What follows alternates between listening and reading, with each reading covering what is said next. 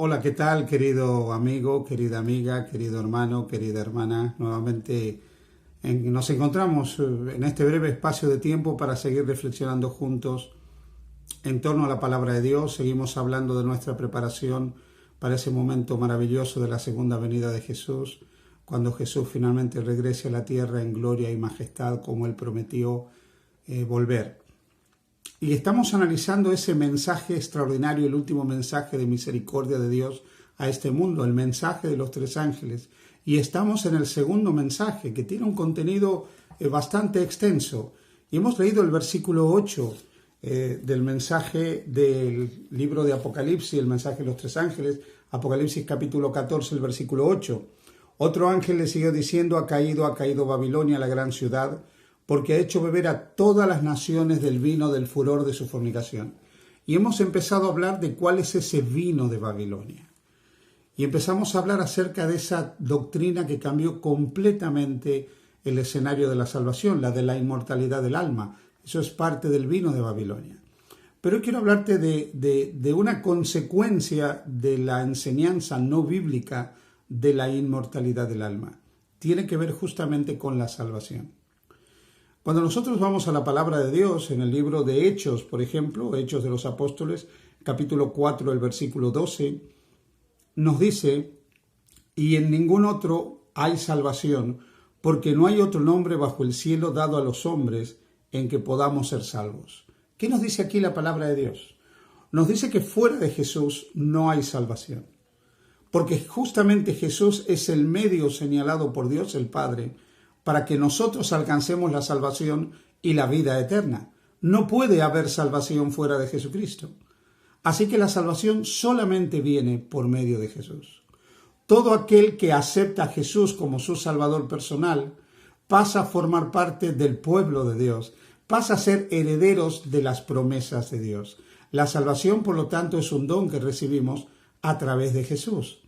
Y fuera de Jesús no hay otro camino de salvación. No obstante, parte de ese vino de Babilonia fue enseñar que la salvación se recibe de una manera muy particular. Punto número 1. Babilonia no niega que Jesús murió para salvar a la humanidad, sino que sostiene que esa salvación y esa obra salvadora de Cristo se da a través de diferentes intercesores. En otras palabras, podemos alcanzar la salvación gracias a una serie de intercesores que existen y que nos permiten que nosotros podamos acercarnos al Señor, podamos estar más cerca de Dios, y además ellos interceden por nosotros.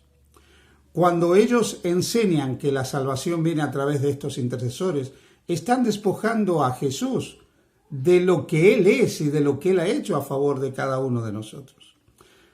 A partir del siglo IV de la era cristiana, empezó a introducirse dentro de la iglesia toda una forma de prácticas paganas.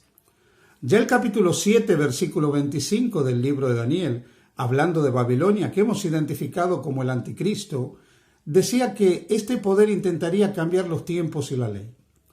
¿Cómo intentó cambiar la ley de Dios? Pues el segundo mandamiento de la ley de Dios prohíbe el culto a las imágenes. Pero cuando el paganismo se fue introduciendo dentro del cristianismo, se hizo necesario justificar la práctica pagana de la adoración de ídolos de alguna manera. ¿Cómo se hizo esto? Podríamos decir que se vistió con ropa cristiana a los antiguos dioses paganos. Y se empezó a enseñar que ellos de alguna manera también eran intercesores. Y a partir de este momento la bienaventurada Virgen María pasó a ser intercesora, pasó a ser corredentora. Se pasó a hablar de un evangelio de que podíamos llevar a Cristo por medio de María.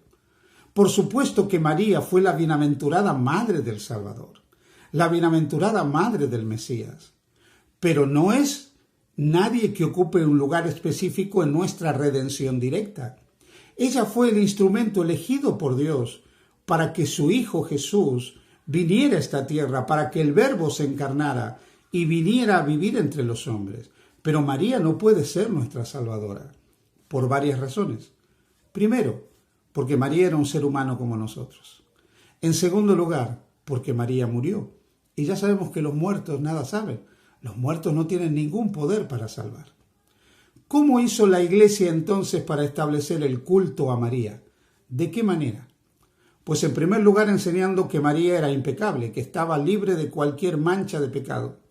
En segundo lugar diciendo que en realidad no murió, y si murió, en todo caso resucitó misteriosamente y subió al cielo. Por lo tanto no estaría muerta. Pero es que la Biblia no enseña eso. Hay registros de la tradición cristiana que dicen que María murió muy anciana en la ciudad de Éfeso. De hecho, hay una antigua fiesta de veneración a María en la Iglesia Ortodoxa, la fiesta de la dormición de María, que habla de la muerte de María. Pero por otra parte, María no puede ser nuestra Salvadora, porque ella no dio su vida a favor nuestro en la cruz del Calvario.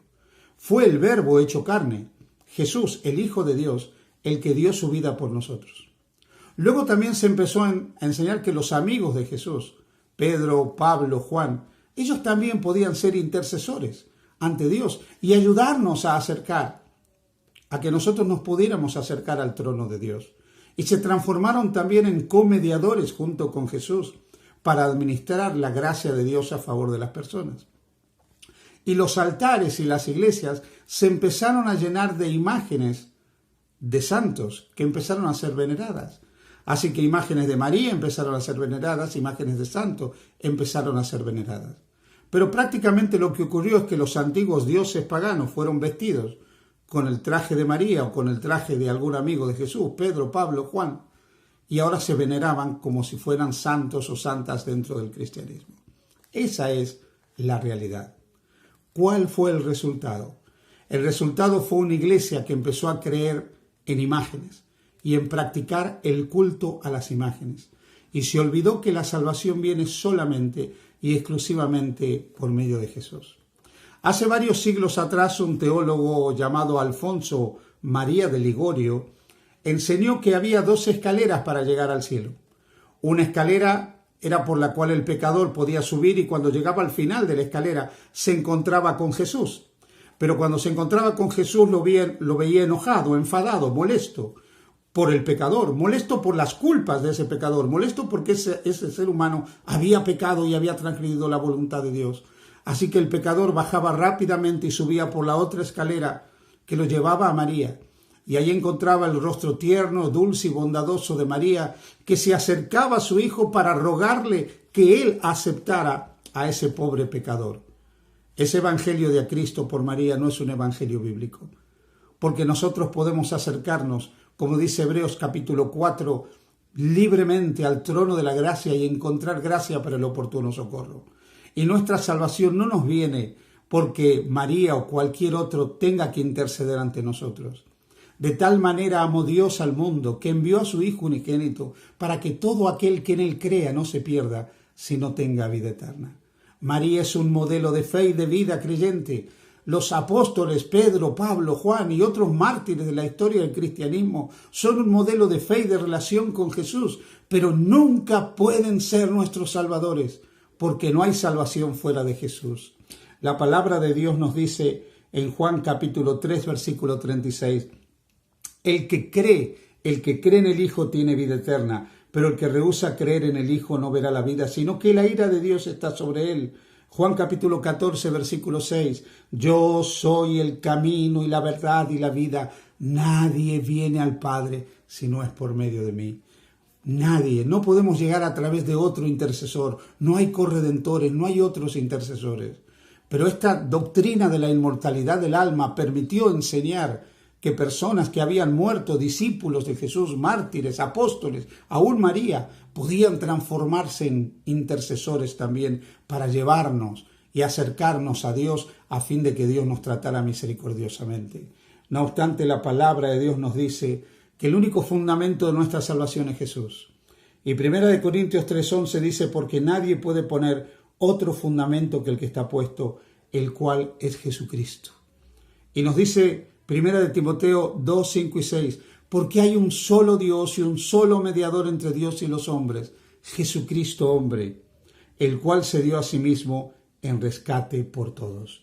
No hay otros mediadores, solo Jesús, aquel que entregó su vida en rescate por todos nosotros, aquel que se entregó por cada uno de nosotros para que podamos ser salvados. Por eso es que en Primera de Juan se nos dice, y este es el testimonio de Dios, capítulo 5, 11 y 12, y este es el testimonio que Dios nos ha dado, vida eterna, y esta vida está no en la bienaventurada Madre de Jesús, no en los discípulos de Jesús, no en los apóstoles, no en los difuntos, no en ninguna persona por buena que haya sido. Esta vida está en su Hijo. El que tiene al Hijo tiene la vida. El que no tiene al Hijo de Dios no tiene la vida. Isaías 45, 22 dice, mirad a mí y sed salvos todos los términos de la tierra, porque yo soy Dios y no hay más.